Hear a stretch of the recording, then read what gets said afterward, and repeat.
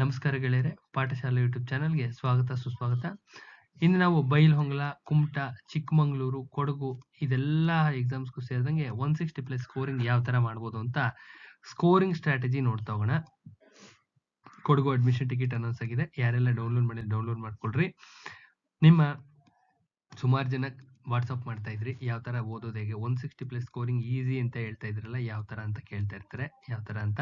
So 160+ scoring ನಿಮ್ಮ banking exam ಅಲ್ಲಿ it's A very easy task. Very easy ಅಂದ್ರೆ easy task. ಅದೇ KPSC ತಗೊಂಡ್ಕೊಂಡ್ರೆ ಸಾಧ್ಯನೇ ಇಲ್ಲ. KPSC KA ನೋಡಿದ್ರೆ ಸಾಧ್ಯನೇ ಇಲ್ಲ, ಆಗೋ ಕತೆ ಇಲ್ಲ, ಅಷ್ಟು ಸುಲಭ ಇಲ್ಲ, ತುಂಬಾ ಕಷ್ಟ ಇದೆ. 75+ ತೆಗಿಬೇಕಾದ್ರೆ ತುಂಬಾ ಕಷ್ಟ ಇದೆ. ಎಲ್ಲ ಕಲ್ತಿದ್ದೆಲ್ಲ ಖರ್ಚು ಮಾಡಿದ್ರಷ್ಟೇ ಬರೋದು. ಕಲ್ತಿದ್ದು ಏನೇನು ಕಲ್ತಿದೀವಿ ಎಲ್ಲಾ ತರ ಪ್ರಯೋಗ ಮಾಡಿದ್ರಷ್ಟೇ 75 ಕ್ರಾಸ್ ಆಗುತ್ತೆ. ನಿಮ್ಮ KPSC KA ಇದು ಈಸಿ ಟಾಸ್ಕ್. ಈಸಿಯಾಗಿ 160+ ಕ್ಲಿಯರ್ ಮಾಡ್ಕೊಂಡ್ಬರ್ಬೋದು. ಯಾರಿಗೆಲ್ಲ ಜನರಲ್ ಸ್ಟಡೀಸ್ ಕ್ಲಾಸಸ್ ಅವಶ್ಯಕತೆ ಇದೆ, general studies authenticated classes available ಇದೆ. ಅಥೆಂಟಿಕೇಟೆಡ್ ಕ್ಲಾಸಸ್ ಪ್ಲಸ್ ಮೆಟೀರಿಯಲ್ ಎರಡು ಅವೈಲಬಲ್ ಇದೆ. ಯಾರಿಗೆಲ್ಲ ಅವಶ್ಯಕತೆ ಇದೆ ಈ ನಂಬರ್ಗೆ ಕಾಲ್ ಮಾಡ್ರಿ. ನಿಮ್ಮ ಕೋಆಪರೇಟಿವ್ PDF ಮೆಟೀರಿಯಲ್ ಅವೈಲಬಲ್ ಇದೆ. ಈಸಿಯಾಗಿ ಎಲ್ಲ ಏನೇನು ಎಕ್ಸಾಮ್ ಬರುತ್ತೆ ಎಲ್ಲ ಸ್ಪ್ಲಿಟ್ ಮಾಡಿ ಇಟ್ಟಿದೀವಿ. ಓದ್ಕೊಳ್ಳಿ. ಯಾರಿಗಾರ ಅವಶ್ಯಕತೆ ಇದ್ರೆ ಓದ್ಕೊಳ್ಳಿ. ಯಾವ ರೀತಿ ಪ್ರಿಪೇರ್ ಮಾಡೋದು ಅಂತಾನು ಹೇಳ್ತೀನಿ, ಯಾವ ರೀತಿ ಓದೋದು, ಯಾವ ರೀತಿ ಪ್ರಿಪೇರ್ ಮಾಡೋದು ಅಂತ ನೆಕ್ಸ್ಟ್ ಈಗಲೇ ಹೇಳ್ತೀನಿ ಕಂಟಿನ್ಯೂಷನ್ ಪಾರ್ಟ್ ಅಲ್ಲಿ. ವಿಡಿಯೋನ ಕೊನೆವರೆಗೂ ನೋಡಿ. ನೀವೇ ಓನ್ ಆಗಿ ರೆಡಿ ಮಾಡ್ಕೊಳ್ಳೋದು ಹೇಗೆ ಅಂತ ಹೇಳ್ತೀನಿ, ಮಾಡ್ಕೊಳ್ಳಿ. ಆಗೋದೇ ಇಲ್ಲ, ನಿಮ್ ಕೈಲಾಗೋದೇ ಇಲ್ಲ ಅಂದ್ರೆ ಕಾಂಟ್ಯಾಕ್ಟ್ ಮಾಡಿ. ಪಕ್ಕಾ ಮೆಟೀರಿಯಲ್ ಒದಗಿಸ್ತೀವಿ, ಓದ್ಕೊಳ್ಳಿ. ನೆಕ್ಸ್ಟ್ ನೋಡ್ತಾ ಹೋಗೋಣ. ಯಾರೆಲ್ಲ ಚಾನಲ್ ಸಬ್ಸ್ಕ್ರೈಬ್ ಮಾಡಿಲ್ಲ ಸಬ್ಸ್ಕ್ರೈಬ್ ಮಾಡ್ರಿ. ವಿಡಿಯೋನ ಮ್ಯಾಕ್ಸಿಮಮ್ ನಂಬರ್ ಪೀಪಲ್ ಶೇರ್ ಮಾಡಿ ಅಂತ ಹೇಳ್ತಾ ವಿಡಿಯೋ ಒಳಗಡೆ ಎಂಟರ್ ಆಗೋಣ. ಮೊದಲನೇ ಸಬ್ಜೆಕ್ಟ್ ಯಾವುದು? ಕನ್ನಡ ಸಬ್ಜೆಕ್ಟ್ ಕಾಣಿಸ್ತಾ ಇದೆಯಲ್ಲ ಇಲ್ಲಿ. ನಿಮ್ಮ ಕನ್ನಡ ಓದಿ ಅಂತ ಪ್ರತಿ ಸತಿನೂ ಹೇಳ್ತಾ ಇರ್ತೀನಿ. ಯಾಕೆ ಹೇಳ್ತಾ ಇರ್ತೀನಿ? ಕನ್ನಡ ಎಷ್ಟು ಮಾರ್ಕ್ಸ್ ಇರುತ್ತೆ? 50 ಮಾರ್ಕ್ಸ್ ಇರುತ್ತೆ. ಕನ್ನಡ ಕಾಂಪ್ಲಿಕೇಟೆಡ್ ಪೇಪರು ಬರೋದಿಲ್ಲ. ಯಾವುದೇ ಕಾಂಪ್ಲಿಕೇಟೆಡ್ ಅನ್ನೋ ವರ್ಡ್ ಯೂಸ್ ಮಾಡ್ತೇನೆ ಬರೋದಿಲ್ಲ. ಅಂದ್ರೆ ಒಂದು ರೇಂಜ್ ಅಲ್ಲಿ ಮಾಡರೇಟ್ ಪೇಪರ್ಸೇ ತೆಗಿತಾ ಇರ್ತಾರೆ. ಮಾಡರೇಟ್ ಆಗಿರ್ತಕ್ಕಂಥ ಪೇಪರ್ಸೇ ಕಾಮನ್ ಆಗಿ ಬರ್ತಕ್ಕಂಥದ್ದು. ಮಾಡರೇಟ್ ಪೇಪರ್ಸ್ ಕಾಮನ್ ಆಗಿ ಬರ್ತಕ್ಕಂಥದ್ದು ನಿಮ್ಮ ಕೋಆಪರೇಟಿವ್ ಅಲ್ಲಿ. ಅದೇ KPSC KA ನಲ್ಲಿ ತುಂಬಾ ಟಫ್ ಇರುತ್ತೆ. ಅದಕ್ಕೆ ಓದುವಂತ ಮೆಥಡೇ ಬೇರೆ ಇದೆ. ನಿಮ್ಮ ಕನ್ನಡದಲ್ಲಿ ಅರಳಿಗುಪ್ಪಿ ಬುಕ್ ಇದೆ. ಅರಳಿಗುಪ್ಪಿ ಅಂಡ್ ಈಶ್ವರಪ್ಪ. ಇನ್ನು ಮೈಸೂರು ಸಂಸ್ಥಾನದಿದೆ, ಅಂದ್ರೆ ಪಂಡಿತ್ ಎರೆಸಿಮೆ ಚೆನ್ನಪ್ಪ ಅವ್ರದ್ದಿದೆ ಅಂಡ್ ನಂದೀಶ್ ಮಠ ಅವ್ರ 3 ಬುಕ್ ಇಟ್ಕೊಳ್ಳಿ. 3 ಬುಕ್ಕನ್ನ ಇಟ್ಕೋಬೇಕು. ಫಸ್ಟ್ ವರ್ಣಮಾಲೆ ಚಾಪ್ಟರ್ನ ತೆಗೆದ್ರೆ ಒಂದು ಎಕ್ಸಾಂಪಲ್ ಹೇಳ್ತಾ ಇರೋದು, ಅದರಲ್ಲಿ ತೆಗಿಬೇಕು. ಫಸ್ಟ್ ಸ್ವರಗಳು, ಸ್ವರಗಳು ಎಷ್ಟಿದಾವೆ ಅಂತ ನೀಟಾಗಿ ನೋಟ್ಸ್ ಮಾಡ್ಕೊಳ್ಳಿ.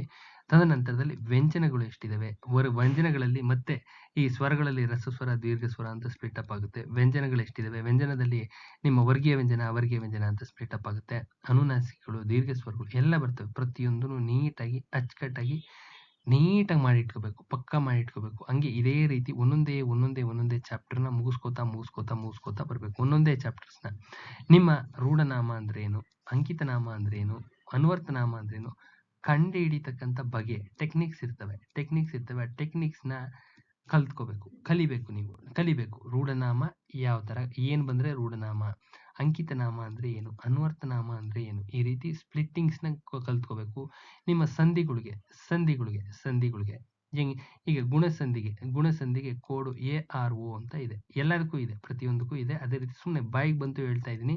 ಗುಣಸಂಧಿ ಕಂಡು ಹಿಡಿತಕ್ಕಂಥದ್ದು ಈ ಸ್ಪ್ಲಿಟ್ ಮಾಡಿದಾಗ ARO ವರ್ಡ್ಗಳು ಏನಾದ್ರು 3 ಕಂಡು ಬಂದು ಅಂದ್ರೆ ದಟ್ ಈಸ್ ಕಾಲ್ಡ್ ಗುಣಸಂಧಿ ಅಂತ. ಈ ತರದ ಇವು ಸಂಧಿಗಳು, ಎಲ್ಲಾ ಸಂಧಿಗಳು ಕಂಡುಹಿಡಿಯಲಿಕ್ಕೆ ಶಾರ್ಟ್ ಕಟ್ ಮೆಥಡ್ಸ್ ನ ಕಂಡುಹಿಡ್ಕೋಬೇಕು. ಪ್ರತಿಯೊಂದಕ್ಕೂ ಎಕ್ಸಾಂಪಲ್ ನಾನು ಹೇಳ್ತಾ ಇದ್ದೆ, ಇದೇ ತರ ಎಂಟೈರ್ ಕನ್ನಡ ಇದೇ ಮೆಥಡ್ ಅಲ್ಲೇ ಹೋಗುತ್ತೆ.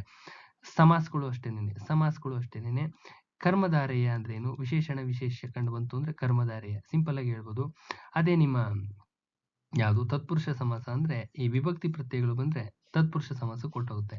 ಸಿಂಪಲ್ ಆಗಿ ಇದೇ ತರ ಒಂದೊಂದೇ ಚಾಪ್ಟರ್ನ ಬಿಡಿಸ್ಕೋತಾ ಬರ್ಬೇಕು. ಒಂದೊಂದೇ ಚಾಪ್ಟರ್ನ with techniques, with short cut codes ಬಿಡಿಸ್ಕೋತಾ ಬಂದ್ರೆ ಕನ್ನಡ ಎಂಡ್ ಆಗುತ್ತೆ. ತದ ನಂತರದಲ್ಲಿ ಕನ್ನಡದಲ್ಲಿ ಯಾವ ಬುಕ್ಕಲ್ಲೂನು ಯಾವುದೇ ಬುಕ್ಕಲ್ಲಿ ನಮ್ಮ PDF ಮೆಟೀರಿಯಲ್ ಸಮೇತ ಹೇಳ್ತಾ ಇದ್ದೀನಿ, ಯಾವುದೇ ಬುಕ್ಕಲ್ಲಿ ಇರ್ತಕ್ಕಂಥ ಕ್ವಶನ್ಸು ಬರೋದಿಲ್ಲ. ಇವೇ ಈ ಬುಕ್ಕಲ್ಲಿರೋದೇ ಬಂದಿದೆ, ಖಂಡಿತವಾಗ್ಲೂ ಕನ್ನಡದಲ್ಲಿ ಬರೋದಿಲ್ಲ. ಅರ್ಥ ಆಗ್ತಾ ಇದೆಯಾ? ಅದೇ ಕನ್ನಡದಲ್ಲಿ ಮೆಥಡ್ ಬರುತ್ತಾ? 100% ಬರುತ್ತೆ. ಕನ್ನಡ ಔಟ್ ಆಫ್ ಔಟ್ ಹೆಂಗ್ ತೆಗಿಬೋದಪ್ಪ ಅಂದ್ರೆ ಮೆಥಡ್. ಗುಣಸಂಧಿ ಅಂದ್ರೆ ಗುಣಸಂಧಿನೇ ಅದು. ಗುಣಸಂಧಿನಲ್ಲಿ ನಾನು ಕೊಟ್ಟಿರೋ ಉದಾಹರಣೆ ಬರುತ್ತಾ? ದೇವ್ರ ಮೇಲಾಣೆ ಬರೋದಿಲ್ಲ. ಯಾವ ಬುಕ್ಕಲ್ಲಿ ಇರೋದು ಬರುತ್ತಾ? ಬರಲ್ಲ. ಅವ್ರು ಎಲ್ಲಿಂದನೋ ತೆಗೆದಿರ್ತಾರೆ. ಗುಣಸಂಧಿ ಬರುತ್ತಾ? 100% ಬರುತ್ತೆ. 101% ಬರುತ್ತೆ. ಸವರ್ಣ ದೀರ್ಘ ಸಂಧಿ ಬರುತ್ತಾ? ಬರುತ್ತೆ. ನಾವು ಕೊಟ್ಟಿರೋ ಎಕ್ಸಾಂಪಲ್, ನೀವು ಕೊಟ್ಟಿರೋ ಎಕ್ಸಾಮ್ ಬಂದಿಲ್ವಲ್ಲ ಸರ್ ಅಂತ ಕೇಳಬಾರ್ದು. ಯಾವುದೇ ಕಾರಣಕ್ಕೂ ಕೇಳಬಾರ್ದು. ಅದು ವಿದ್ಯಾರ್ಥಿಗಳ ಲಕ್ಷಣ ಅಲ್ಲ, ಓದೋರ್ ಲಕ್ಷಣನೂ ಅಲ್ಲ. ಅರ್ಥ ಆಗ್ತಾ ಇದೆಯಾ? ಲೋಪಸಂಧಿ 100% ಬಂದೇ ಬರುತ್ತೆ. ಲೋಪಸಂಧಿಯ ರೂಲ್ಸ್ ಅಂಡ್ ರೆಗ್ಯುಲೇಷನ್ಸ್ ನ ನೋಡ್ಕೋಬೇಕು. ಏನು ಬಂದರೆ ಲೋಪಸಂಧಿ, ಏನು ಬಂದ್ರೆ ಸವರ್ಣ ದೀರ್ಘ ಸಂಧಿ, ಏನು ಬಂದ್ರೆ ನಿಮ್ಮ ಗುಣಸಂಧಿ, ಈ ರೀತಿಯಾಗಿ. ಆಮೇಲೆ ಆದೇಶ ಸಂಧಿಗೆ ಏನಿರಬೇಕು ಟೆಕ್ನಿಕ್ಸ್ ಇರ್ತವೆ, ಕೆಲವೊಂದು ಟೆಕ್ನಿಕ್ಸ್ ಇರ್ತವೆ. ಅದನ್ನ ಕಲ್ತ್ಕೋಬೇಕು, ಅದನ್ನ ಕಲಿಬೇಕು. ಅರ್ಥ ಆಗ್ತಾ ಇದೆಯಾ? ಅದನ್ನ ಕಲಿಬೇಕು. ಅದನ್ನ ಕಲ್ತ್ರೆ ಅದು ಟೆಕ್ನಿಕ್. ಆ ಫಾರ್ಮೆಟ್ ನ ತಲೆಯಲ್ಲಿ ಇಟ್ಕೊಂಡು ಹೋಗ್ಬೇಕು. ಗುಣಸಂಧಿ ಅಂದ್ರೆ ಇದು, ಎಕ್ಸಾಂಪಲ್ ಅಲ್ಲ ತಲೆಯಲ್ಲಿ ಇಟ್ಕೊಂಡು ಹೋಗೋದು. ಗುಣಸಂಧಿ ಅಂದ್ರೆ ಈ ರೀತಿಯಾದಂತ ಕೋಡ್ ಇರುತ್ತೆ. ಈ ರೀತಿ ಲೋಪಸಂಧಿ ಅಂದ್ರೆ ಇದು ಲೋಪ ಆಗುತ್ತೆ, ಇವೆರಡು ಲೋಪ ಆಗ್ತವೆ, ಇನ್ನೊಂದೇನೋ ಫಾರ್ಮೇಶನ್ ಆಗುತ್ತೆ. ಆಗಮ ಸಂಧಿ ಅಂದ್ರೆ ಯಾ ಬರುತ್ತೆ, ವಾ ಬರುತ್ತೆ. ಆದೇಶ ಸಂಧಿ ಅಂದ್ರೆ ಕಚಟ ತಪಗಳಿಗೆ ಗದಗಳು ಬರ್ತವೆ. ಅದು ಈ ತರದವನ್ನ ಹಂಗೇ ತಲೆಯಲ್ಲಿ ಇಟ್ಕೊಂಡು ಹೋಗ್ಬೇಕು. ಇದೇ ತರ ಈಗ ತದ್ದಿದಾಂತಗಳು ಗಾರಕಾರ, ಈಗ ಅಡಿಗೆವಂತ, ಇತಿ ಇತ್ಯ ಆನೆಯಾರ ಅಂತ ಬರುತ್ತೆ. ಈ ತರದವ್ ಎಂಟೈರ್ ಕನ್ನಡ ಮಾಡ್ಕೋಬೇಕು. ಎಂಟೈರ್ ಕನ್ನಡ ಇಂದ ಪ್ರಾರಂಭ ಆದ್ರೆ ಅಲಂಕಾರದ ಎಂಡಿಂಗ್ ವರ್ಗುನು ಈ ರೀತಿಯಾದಂಥ ಕೋಡ್ಸು, ಶಾರ್ಟ್ಕಟ್ ಟ್ರಿಕ್ಸು ಎಲ್ಲವನ್ನು ಮಾಡಿ ನಿಮ್ಮದೇ ಆದಂಥ ಒಂದು ಅದ್ಭುತವಾದಂಥ ಮೆಟೀರಿಯಲ್ನ ನೀವು ರೆಡಿ ಮಾಡಿ ಇಟ್ಕೊಂಡ್ರೆ ಕನ್ನಡ 50ಕ್ಕೆ 50 ಆರಾಮಾಗಿ ಆಗ್ಬೋದು. ಏನಾದ್ರು ಗ್ರಾಚಾರ ಕೆಟ್ಟಿದ್ರೆ ಒಂದೇ ಒಂದು ಮಾರ್ಕ್ ಏನೋ ಹೋಗುತ್ತೆ. ಹೋದ್ರೆ ಒಂದು ಮಾರ್ಕ್ ಅಷ್ಟೇ. ನಿಮ್ಮ ಕೋಆಪರೇಟಿವ್ ಅಲ್ಲಿ KPSC ಕಷ್ಟ ಇರುತ್ತೆ, ಅಷ್ಟು ಸುಲಭ ಮಾತಾಡಿದ್ರೆ ಸುಲಭ ಇರಲ್ಲ. KPSC ಅಪ್ ಟು 95 ಮಾರ್ಕ್ಸ್ ಮಾಡ್ಬೋದು. ಯಾವ್ದ್ರಲ್ಲಿ? FDA ನಲ್ಲಿ ನಾನು ಮಾತಾಡ್ತಾ ಇರೋದು. FDA ನಲ್ಲಿ ಕನ್ನಡ 95 ವರ್ಗೂ ಮಾಡ್ಬೋದು. ಏನು ಸಮಸ್ಯೆ ಇಲ್ಲ, ಅದ್ರ ಮೇಲೆ ಆಗೋದಿಲ್ಲ, ಯಾವುದೇ ಕಾರಣಕ್ಕೂ ಆಗೋದಿಲ್ಲ. 95 ಆಪ್ಟಿಮಮ್ ಸ್ಕೋರಿಂಗ್ ಮಾಡ್ಬೋದು. FDA SDA ನಲ್ಲಿ 95 ವರ್ಗೂ ಹೋಗಿದೆ. ಅದಕ್ಕೆ ಹೇಳ್ತಾ ಇದೀನಿ, ಹೋಗುತ್ತೆ, ಯಾವುದೇ ಸಮಸ್ಯೆ ಇಲ್ಲ, ಹೋಗುತ್ತೆ, ತಲುಪಿಸ್ಬೋದು ಕನ್ನಡ 95. ಅದ್ರ ಮೇಲೆ ಬರೋದಿಲ್ಲ. ನಿಮ್ಮ ಗ್ರೂಪ್ ಸಿ ನಲ್ಲಿ 32, 33, 34 ಮ್ಯಾಕ್ಸಿಮಮ್, 33 ಮ್ಯಾಕ್ಸಿಮಮ್, ಎರಡು ಎಲ್ಲಾದ್ರೂ ಹೋಗಿರ್ತವೆ, ಎಲ್ಲಾದ್ರೂ ಮಧ್ಯದಲ್ಲಿ ತೆಗೆದ್ಬಿಟ್ಟಿರ್ತಾರೆ. ಅರ್ಥ ಆಗ್ತಿದ್ಯಾ? ಅದಕ್ಕೆ ಕನ್ನಡನ ಈ ರೀತಿ ಎಂಟೈರ್ ಸಬ್ಜೆಕ್ಟ್ ಮಾಡ್ಕೊಂಡ್ರೆ ಒಂದ್ ಹಂತಕ್ಕೆ ಬರುತ್ತೆ. ಪಕ್ಕ 50ಕ್ಕೆ 50 ಹಾಕು. ಫಸ್ಟ್ ಕನ್ನಡ ಮುಗಿಸ್ಕೊಳ್ರಿ, ನೆಕ್ಸ್ಟ್ ಕೋಆಪರೇಟಿವ್ ಬರ್ರಿ. ನೆಕ್ಸ್ಟ್ ಏನ್ ಮಾಡಬೇಕು? ಕೋಆಪರೇಟಿವ್ ಬರಬೇಕು. ಕೋಆಪರೇಟಿವ್ ನಲ್ಲಿ ಥಿಯರಿಟಿಕಲ್ ಪಾರ್ಟ್ ಫಸ್ಟ್ ಓದಬೇಕು. ಕೋಆಪರೇಟಿವ್ ನಲ್ಲಿ ಅಥೆಂಟಿಕೇಟೆಡ್ ಬುಕ್ ಇದೆಯಾ? ಫಸ್ಟ್ ಅಥೆಂಟಿಕೇಟೆಡ್ ಬುಕ್ ಇದೆಯಾ? ಏನೇನು ಓದಬೇಕು? ವಿಶ್ವ ಸಹಕಾರಕ್ಕೆ ಸಂಬಂಧಪಟ್ಟ ರಾಬರ್ಟ್ ಓವನ್ ಸಂಬಂಧಪಟ್ಟದ್ದು ಓದಬೇಕು.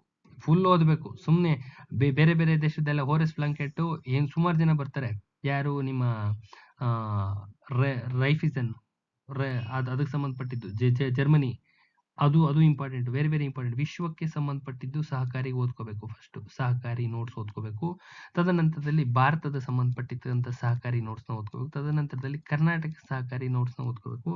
ತದನಂತರದಲ್ಲಿ ಇವಿಷ್ಟೂನು ಅಥೆಂಟಿಕೇಟೆಡ್ ಮೆಟೀರಿಯಲ್ ನಿಮಗೆ ಎಲ್ಲೂ ಅವೈಲಬಲ್ ಇಲ್ಲ. ಅಥೆಂಟಿಕೇಟೆಡ್ ಪಕ್ಕಾ ಇದೆ? ನೋ, ಎಲ್ಲೂ ಇಲ್ಲ. ಇರೋ ಮೆಟೀರಿಯಲ್, ಇರ್ತಕ್ಕಂಥ ಮಾರ್ಕೆಟ್ ಅಲ್ಲಿ ಇರ್ತಕ್ಕಂಥ ಮೆಟೀರಿಯಲ್ಸ್ನ ತರಬೇಕು. 1, 2ರಿಂದ 3 ಬುಕ್ ತರಬೇಕು. ತಂದು ಅದರಲ್ಲಿ ಎಕ್ಸಾಮಿನೇಷನ್ಗೆ ಏನನ್ನ ಕೇಳ್ತಾರೆ ಅದಷ್ಟನ್ನು ಮಾತ್ರ ಮಾರ್ಕ್ ಮಾಡ್ಕೋಬೇಕು. ಅದಷ್ಟನ್ನೇ ಮಾತ್ರ ಈ ಲೈನ್ಸ್ನ ಅಂಡರ್ಲೈನ್ ಮಾಡ್ಕೋಬೇಕು. ಯೆಲ್ಲೋ ಕಲರ್ ಪೇಂಟಿಂಗ್ ಮಾಡಿ ಇಟ್ಕೋಬೇಕು. ನೀಟಾಗಿ ಪೇಂಟ್ ಮಾಡಿ ಇಟ್ಕೊಂಡಿದ್ರೆ ಎಕ್ಸಾಮ್ ಬರ್ತಕ್ಕಂಥದ್ದನ್ನ ಮಾರ್ಕ್ ಮಾಡಿ ಇಟ್ಕೊಂಡಿರ್ಬೇಕು. ಇದಾದ ನಂತರ ಇಷ್ಟಕ್ಕೆ ಮುಗಿಯೋದಿಲ್ಲ ಕತೆ ಇದು.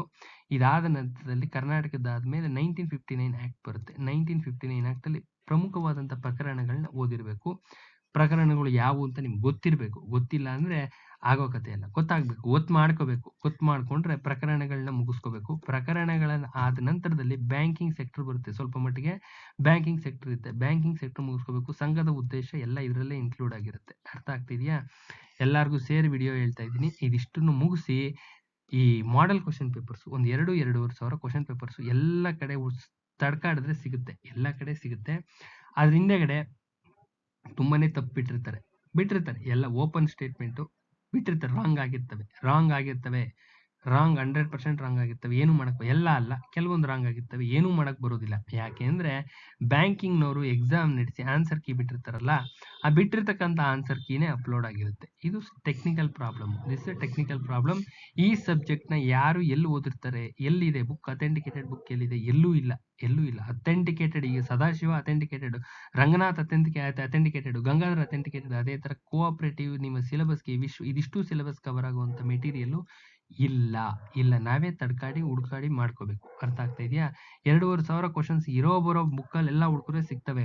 ಸಿಕ್ಕಿ ಅದನ್ನ ಮತ್ತೆ ನಾವು ಕರೆಕ್ಟ್ ಆದ ಆನ್ಸರ್ ಕೀನೆಸ್‌ನ ಹೊಂದಿಸ್ಬೇಕು. ಹೊಂದಾಣಿಕೆ ಮಾಡ್ಕೋಬೇಕು. ಇದು ಕರೆಕ್ಟಾ? ಎಲ್ಲ ಹೆಂಗೇ ನೋಡಿ ಏನೇ ಮಾಡಿ ನೀವು ಏನೇ ಸರ್ಕಸ್ ಮಾಡಿದ್ರು ಎಷ್ಟೇ ನಾಲೆಜಬಲ್ ಆಗಿದ್ರೂನು ಒಳಗಡೆ ಒಂದೊಂದು ಎರರ್ಸ್ ಆಗೋಗ್ತವೆ. ಏನೂ ಮಾಡಕ್ ಬರಲ್ಲ. ನೀವು ಏನೇ ಮಾಡಿದ್ರೂ ಆಗಲ್ಲ. 2,500 ಅಂದ್ರೆ ಇಟ್ಸ್ ಎ ಹ್ಯೂಜ್ ಥಿಂಗ್. ನಿಮ್ಮ ಕೋಆಪರೇಟಿವ್ ಈಸಿಯಾಗಿ ಕ್ಲಿಯರ್ ಆಗುತ್ತೆ. ಅರ್ಥ ಆಗ್ತಿದ್ಯಾ? ನಮ್ಮಲ್ಲಿ 2,500 ಮಾಡಿ ಇಟ್ಟಿದ್ದೀನಿ. 2,500 ಎಲ್ಲ ಇದರಿಂದನೂ ತೆಗೆದು ಮಾಡಿದ್ದೀನಿ. ಅದರಲ್ಲೂ ಒಂದೊಂದು 4 ಎರರ್ ಆಗಿದ್ದು ಹುಡುಗರಿಂದಾನೇ ಸಿಕ್ತು. 4 ಎರರ್ ಡಬಲ್ ಆಗ್ಬಿಟ್ಟಿದ್ದು. ಅದನ್ನು ರೆಡಿ ಮಾಡಿ ಇಟ್ಟಿದೀವಿ. ಅದನ್ನು ರೆಡಿ ಆಯ್ತು. ಸೊ ಇದಿಷ್ಟು ಕೋಆಪರೇಟಿವ್‌ನ ಈ ರೀತಿ ಮುಗಿಸ್ಕೋಬೇಕು. ಈ ಮೆಟೀರಿಯಲ್ ಇಷ್ಟನ್ನು ರೆಡಿ ಮಾಡಿ ಒಂದು 10 ಸತಿ ನೀಟಾಗಿ ರಿವಿಷನ್ ಮಾಡಿದ್ರೆ ಈ 75 ಮಾರ್ಕ್ಸ್ ಬರುತ್ತೆ ಟೋಟಲ್. 75ಕ್ಕೆ 75 ಹಾಕ್ಕೊಂಡ್ಬಿಡ್ಬೋದು. ಎಲ್ಲ ಇವೇ ಬರ್ತವೆ. ಏನು ಮಿಸ್ ಆಗಲ್ಲ. ಎಲ್ಲ ಇವೇ ಬರ್ತವೆ. ತದನಂತರದಲ್ಲಿ ಕಾನ್ಸ್ಟಿಟ್ಯೂಷನ್‌ಗೆ ಹೋಗ್ಬೇಕು. ಕಾನ್ಸ್ಟಿಟ್ಯೂಷನ್ ಅಲ್ಲಿ ಏನು ಓದ್ತೀರಾ? ಸಿಂಪಲ್ ಆಗಿ ಹೇಳ್ತೀನಿ ನೋಡ್ರಿ. ಫಸ್ಟ್ ಆರ್ಟಿಕಲ್ಸ್ ಓದ್ಬೇಕು. ಫಸ್ಟ್ ಏನು ಓದ್ಬೇಕು? ಆರ್ಟಿಕಲ್ಸ್ ಓದ್ಕೋಬೇಕು. ಫಸ್ಟ್ ಆರ್ಟಿಕಲ್ ಇಂಪಾರ್ಟೆಂಟ್ ಆರ್ಟಿಕಲ್ಸ್ 1 ಇಂದ 395 ಇಂಪಾರ್ಟೆಂಟ್ ಆರ್ಟಿಕಲ್ಸ್ ಯಾವ್ಯಾವಿದೆ ವೆರಿ ವೆರಿ ವೆರಿ ಇಂಪಾರ್ಟೆಂಟ್ ಗೊತ್ತಾಗುತ್ತೆ. ಈಗ 12 ಇಂದ 51 ಎ ವರ್ಗು ವೆರಿ ವೆರಿ ಇಂಪಾರ್ಟೆಂಟ್ 3 ಕ್ವಶನ್ಸ್ ಬಂದೇ ಬರ್ತವೆ. ಎಲ್ಲ ಎಕ್ಸಾಮ್ಗೂ 3 ಇಂದ 4 ಕ್ವಶನ್ ಬರ್ತವೆ.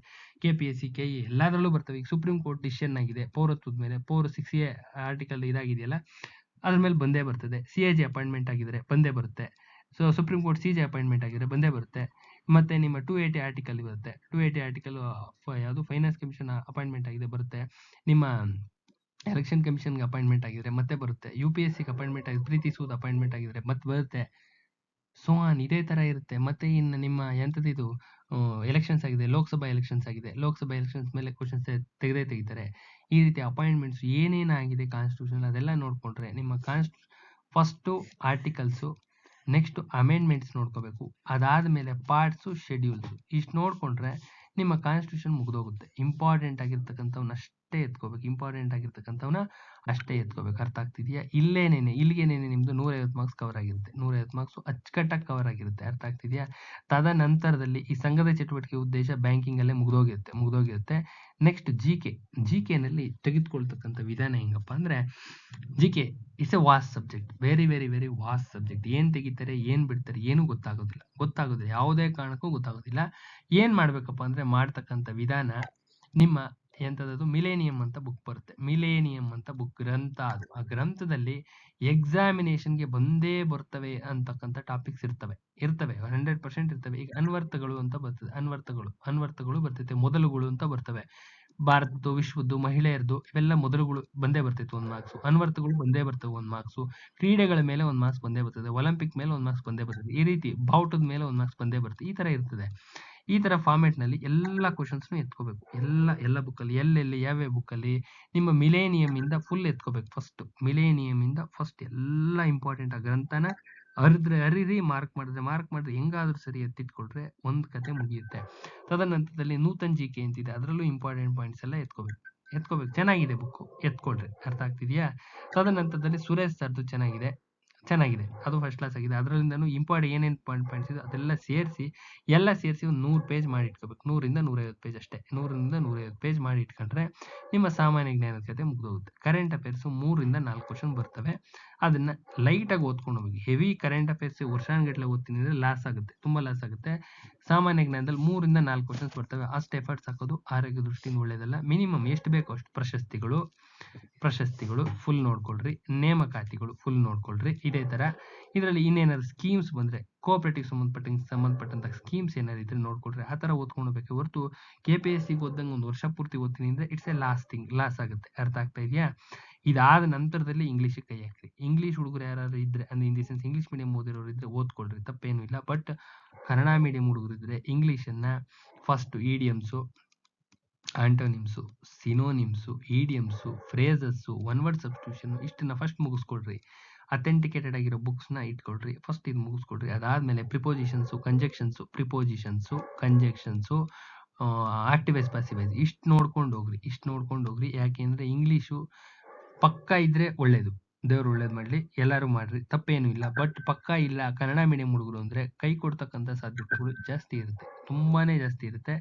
ರಿಸ್ಕ್ ತಗೋಬೇಡ್ರಿ, ಆದಷ್ಟು ಮಾಡ್ರಿ. ಇದೆಲ್ಲ ಮಾಡಿರ್ತೀರ, ಇವೆಲ್ಲ ಇಷ್ಟೆಲ್ಲ ಡೆಪ್ತಾಗಿ ಹೊಟ್ಟೋಗಿರ್ತೀರ, ಫುಲ್ ಡೆಪ್ತಾಗಿ ಹೊಟ್ಟೋಗಿರ್ತೀರ, ಸ್ಕೋರ್ ಎಲ್ಲೋ ಹೊಟ್ಟೋಗಿರ್ತೀರ, 160-165 ರೇಂಜಲ್ಲಿ ಇರ್ತೀರ. ಇಲ್ಲೇನೇನೆ ಇಂಗ್ಲೀಷ್ ಎಷ್ಟಾಗುತ್ತೋ ಒಂದು 10-15 ನಿಮ್ಮ ಕೈಯಲ್ಲಿ ಆಗಷ್ಟು ಮಾಡಿ ಬಂದು 175 ಹತ್ರ ಹೊಟ್ಟೋಗ್ತೀರ. ಏನಿಲ್ಲ ಅಂದ್ರೆ 160 ಅಂತೂ ಬಂದೇ ಬರುತ್ತೆ. ಅರ್ಥ ಆಗ್ತಾ ಇದೆಯಾ?